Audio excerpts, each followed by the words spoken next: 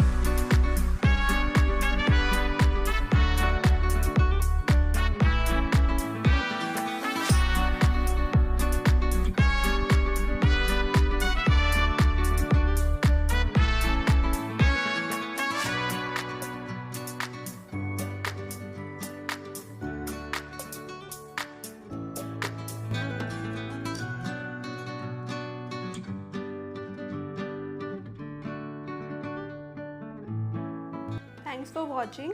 If you like this video, please give me a thumbs up and don't forget to subscribe my channel and do check out my other videos.